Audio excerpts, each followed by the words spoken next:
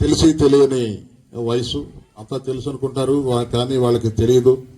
కొన్ని తప్పుడడుగులు వేసే అవకాశం ఉంది. కావాలని కాదు కానీ వయసు ఉద్రేకం కానీ ఆకర్షణ కానీ అలా ఉంటాయి. వాటిని కంట్రోల్ చేయాలి, మనం గమనించాలి. నిత్యం వాళ్ళు ఏం చేస్తున్నారు అనేది మనం గమనిస్తూ ఉండాలి.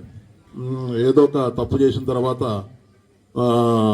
మనం మా పిల్ల ఎలా చేస్తుంది అనుకోలేదు, అసలు ఎలా చెయ్యదు అని మీరు మాకు అంటే కొన్ని పిల్లోడు కానీ ఒక ఏదైనా మా పరిధిలోకి వచ్చినప్పుడు మేము ఎంటర్ అయిన తర్వాత అసలు మా పిల్ల ఇలా చేస్తుందని మేము నమ్మలేకపోయాం, మా పిల్లోడు ఇలా చేస్తాడంటే మేము నమ్మలేకపోయాం అని ఈ మాటలు అంటుంటారు. అంటే అపారమైన నమ్మకం కలిగి ఉంటారు పిల్లల మీద.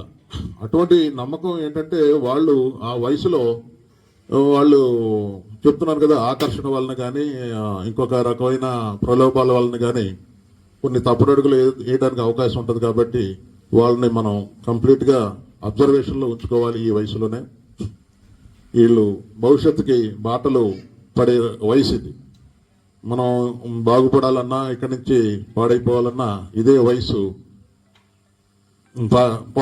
ప్రముఖ పాత్ర పోషిస్తుంది అనమాట. తెలిసి తెలియని వయసు కాబట్టి అంతా తెలుసు అనుకుంటారు. కాబట్టి ఎవరైనా ఏమన్నా మాయ మాటలు చెబితే అవి నమ్మేస్తారు, ఈజీగా నమ్మేస్తారు. నమ్మేసి మనం చెప్పేది చేదస్తం అని, పెద్దలు చెప్పేది చేదస్తం అని అది వాళ్ళు మనసులో అలా భావాలు పెంచుకుంటారు. అది ఏంటంటే వాళ్ళకి చెప్పే విధంగా చెప్పాలి. ఒక వయసు వచ్చాక మనం వాళ్ళని డీల్ చేసే విధానం అంతా మారిపోతుంది. చిన్నపిల్లల్లాగా మనం కొట్టడాలు చెట్టడాలు చేసినా వాళ్ళు ఇంకా మొండి తీరిపోతారు. కాబట్టి దయచేసి వాళ్ళని స్మూత్గానే డీల్ చేయండి. వాళ్ళకి ఉదాహరణలు చూపించండి. మీకు సమాజంలో ఎంతో మంది గతి తప్పిన వాళ్ళు ఉంటారు, పాడైపోయిన వాళ్ళు ఉంటారు. వాళ్ళని చూపించండి. వాళ్ళు ఇలా చేయటం వలన అలాగయ్యారు, దీనివలన ఎలాంటి రిజల్ట్స్ ఉంటాయని చూపిస్తే వాళ్ళు బాగుపడేదానికి ఎక్కువ అవకాశం ఉంటుంది. రెండోది, పిల్లలకి చెప్పాల్సింది ఏంటంటే మీరందరూ కూడా పేరెంట్స్ టీచర్స్ చెప్పేది శ్రద్ధగా వింటే భవిష్యత్తులో మీకు మంచి